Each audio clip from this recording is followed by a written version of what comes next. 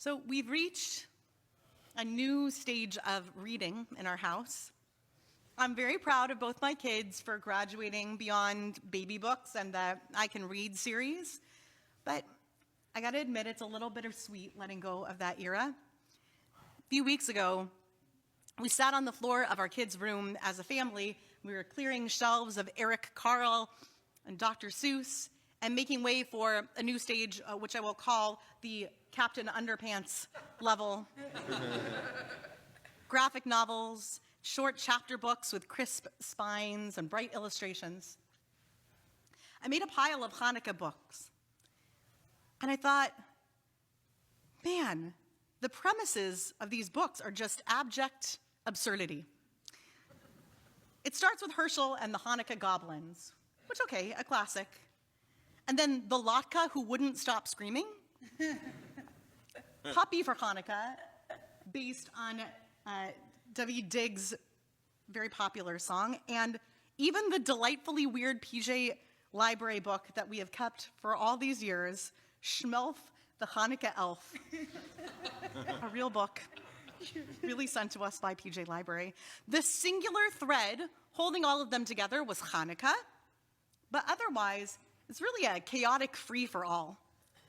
This variety speaks to the schizophrenic nature of the Hanukkah narrative, really narratives, plural. There is no one unifying story of Hanukkah. There are at least two. One, the miracle of the oil, a nes ribui in which a precious resource, oil, is magically multiplied. And two, the military victory over the Seleucids and Hellenism writ large. Even the popular songs of the holiday are pretty split on the story and the spirit of Hanukkah. What should be our focus? Is it, for example, My Little Dreidel made of clay? Is it the 8 nights and the ocho candelitas? Or is the core of Hanukkah the heroic patriarch Mattathias bold, 5 great sons had he, one of my favorites as a child? Or is it God, Ma'oz Tzur, the rock and redeemer of our people? Are we meant to focus on divine intervention, distinctly human Jewish heroism, both, something else altogether? Storytelling is in and of itself the connective tissue among Jewish holidays. We see this most intensely at Purim and at Pesach. Each of those holidays is treated by our sages as a vehicle, an occasion to tell a keynote story of our people. In a real meta sense, the biblical account of Purim in Megillat Esther, the scroll of Esther that we read on Purim, contains within it the prescription to tell the story. V'hayamim ha'ele nizkarim v'na'asim b'chol dor vador. And those days, that is the days of Esther and Achashverosh and what took place back then, will be recalled and remembered in every generation, b'chol dor vador. Hence, we consider ourselves obligated to hear the story actually twice every year. Those same words, b'chol dor vador, are revisited exactly 1 month later on our calendar as we sit around the table and read through the Haggadah, a storybook, the guidebook to Erev Pesach in which we tell the story of the holiday ki'ilu as if each one of us were personally redeemed from Egypt. Outside of Israel, we even do this twice, 2 nights in a row. In both holidays, we reminisce about a time when we outsmarted and outlived the villain, when good conquered evil. In the words of the Wizard of Oz as depicted in Stephen Schwartz's Wicked, which I saw for the 3rd time this week, in a sing-along, quote, "The best way to bring folks together is to give them a really good enemy." Shkoyach, it's very Jewish. And Hanukkah seems like an episode that's cut from the same franchise as Purim and Pesach, a historically late event, but nonetheless a strand in the greater narrative braid of the Jewish people in which we were united in fighting a, quote, really good enemy. You might expect that we'd have a received tradition of B'chol Dor Vador, a command that in every generation we ought to publicly retell the story of the Hanukkah miracle. But what story, which story exactly would we retell? That rhetorical question is alive and well in one of the younger songs of the classic Hanukkah canon. In 1924, Menashe Ravina moved to pre-state Palestine from the Ukraine, where he became an activist and a music educator. And he penned the popular hymn, Mi Yimalel Gvurot Yisrael Otan Mimnei Hen Bechol Dor Yakum Hagibor Goel Ha'am. Did you catch those words? Bechol Dor? Who can retell the things that befell us? Who can count them? In every age, a hero or sage came to our aid. Bechol Dor Vador, in every age. Hen Bechol Dor, thus in every generation a hero arose. Does Ravina mean to say, V'hi she'amda ata gibor, that in every generation when peril descended on God's people, God stepped in as a saving power? Or more likely, does Ravina, who was in his lifetime witness to the plight of Jews under Nazism and the battlefield emergence of the state of Israel, does Ravina really mean to say that we are a people of Gevurah, great might, who stepped in to save ourselves? How we tell a story is a matter of why we tell a story and who is meant to hear it. And while we don't have an agreed upon how, which story we render as the tale of Hanukkah, the story, we do have a shared liturgical insertion that pervades our prayers throughout the holiday.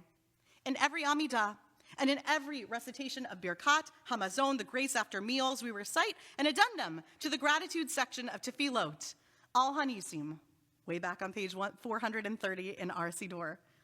As for the miracles, Al Hanisim, that you performed for us, God, we chant this, we sing this, and we go on to tell the tale of the Maccabees' victory, the rededication, the re-sanctification of our holiest place. Purim and Pesach vociferously reinforce that the retelling of the holiday's origin is an observance in and of itself, giving the impression, by comparison, that maybe for Hanukkah the story isn't nearly as important. But the Hanukkah story, by way of Al Hanisim, was inserted into our fixed tradition in such an inescapable way that someone who prays regularly would not only tell the story once or twice, but at least 24 times during the holiday, and more if you eat more meals. This is how we tell the story of Hanukkah, day after day, recounting the miracles that took place, our daily gratitude inextricably linked to the seasonal gratitude of Hanukkah, gratitude that we were saved.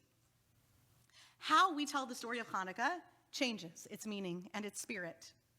When we tell the story of Purim, we tell it verbatim from the Tanakh, so that we don't forget to celebrate just as our ancestors did in the wake of the first Purim. We tell the story of Pesach in a different manner, embodied experiential play acting, so that we can fully immerse in the feeling of salvation, so that it is as if we too were rescued. The version of Al Hanisim we have in our Siddurim for Hanukkah, and the rhythm in which we recite it seems to indicate that we tell the story of Hanukkah for the sake of expressing thanks to the one and or ones who saved us. But if you had a Siddur that was written according to Yemenite or Italian traditions, a Siddur that hadn't been influenced by Yosef Karo's halachic code, the Beit Yosef, you'd see a completely different spirit at the heart of Hanukkah storytelling. It's not the little dreidel. It's a fervent wish that we see miracles also in our own day. In almost every thread of the Jewish tradition, except the one that we inherited in our Ashkenormative Siddur, Al Hanisim ends with a plea. Ucheshem she'asita imahem nes, kein aseh imanu Adonai Eloheinu, pele v'nisim ba'et hazot. And just as you did miracles for them, so too make for us, Adonai our God, wonder and miracles in this hour. This version of Al Hanisim takes the prayer in an entirely different direction, one that is no longer meant for us, but rather for God. And Al Hanisim that's focused purely on thank you is reflective, it's reflexive, a reminder that we are here but for the grace of valiant intercession. We close the story with a moral for us, the Jewish people. And so the rabbis fixed for us, Shmonat Yamei Hanukkah, 8 days for praise and giving thanks, awakening our mindfulness to the miraculous, continued existence of the Jewish people against all odds. The other version of the Hanukkah story The other, Al Hanisim Uchashem She'asita Imahem Nes, that ends with an outcry meant for God's ears, calling upon God to intervene in our own broken world. We see the same duality not just in the liturgy of Hanukkah, but in the iconic sacred storytelling action of the holiday, lighting candles for the sake of Pirsume Nisa, publicizing the miracle. Ideally, we light them on the street near passersby so that they flicker and dance with a reminder to all those who might see them that a great miracle happened once upon a time. We catch the human gaze and infuse the night with a story for all those who glimpse a Chanukiah. And yet, as we light candles with the explicit prohibition to use them for anything, even to light a room, except to look at them, Kidei lehodot ol halel l'shivcha hagadol al nisecha ve'al yeshuatecha ve'al niflotecha. We do this lighting for the sake of praising God and God's name. So why do we tell the story of Hanukkah? Is it for us to remember? Or is it for God to remember? A reminder, perhaps even a request to show up for us again, as God once did. There is a transcendent answer to this question, one that bypasses the binary that we either tell this story for our own rejoicing or in celebration of God. Instead, it challenges us to see Hanukkah as an opportunity. This viewpoint is rooted in the Joseph story, which we read in tandem with the celebration of Hanukkah each year. The ancient Midrash in Tanchuma depicts Yosef on his journey back to Canaan, traveling with his brothers, when he spots the pit where they threw him in. The brothers worry, according to the Midrash, that Yosef will pause to remind them of their terrible misdeed. Instead, Yosef proffers a blessing that ties together the bracha that we read before Megillat Esther and the words of the Pesach Haggadah. Baruch hamakom she'asa li nes b'makom hazeh. Blessed is the makom, the Holy One who made a miracle for me in this makom, this place. Rabbi Ari Lev Fornari teaches that this midrash and the story of Yosef properly disrupts our focus on celebrating human or divine victory and asks us to consider that nisim, miracles, point to our human capacity to do better, to forgive, to transform, and to heal. Rabbi Ari Lev encourages us to tell the story of Hanukkah with an intention to awaken the best parts of ourselves. Neither to rest on divine miracles nor the heroism of others, but rather to shake the most decent parts of ourselves awake again from the shadows of complacency, to be kind and to accept kindness, to accept the fallible nature of those who love us deeply and practice a radical belief in the redemption of the human spirit, to be good despite evil. I co-taught a class about Al Hanisim a couple weeks ago for my colleagues in the Rabbinical Assembly. I taught with Rabbi Eli-Confer, and he and I shared the history and liturgical evolution of the prayer Al Hanisim, and we left time at the end for questions and follow-up.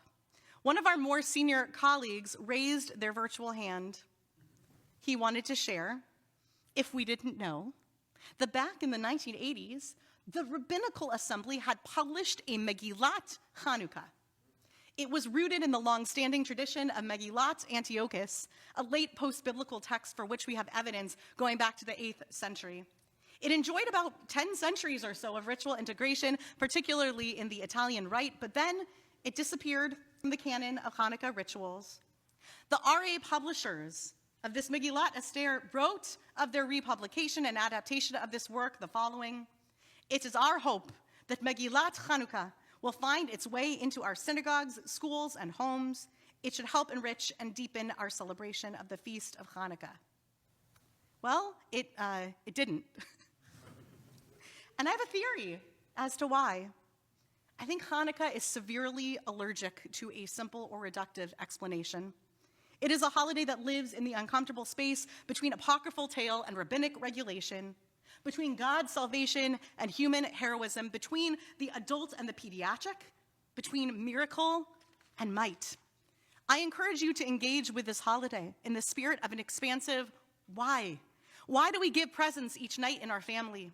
Is it because it's fun to exchange gifts, or because we pause in our routine to shower someone with appreciation and with special things they wouldn't dare buy for themselves? Why do we light this menorah? This particular one. Is it because it's the first one that came out of the box we pulled out of the garage? Or is it because we love the precious memories this one evokes from back when you made it in kindergarten? Why do we use a shamash, a helper candle? Is it because, practically speaking, we need a candle that can manipulate while the rest do the sole task of illuminating the story? Or is it because we are thereby reminded to appreciate the helpers in our lives? This kind of mindfulness and storytelling is transformative because it teaches us to start at the end, to start with the so what. And it is useful and comforting in that it reminds us that there is no one way to tell a story. There are dreidels and oil and Maccabees and screaming latkes and even Shmelf the Hanukkah elf, each with a different takeaway, a different why, a different angle on the Hanukkah story.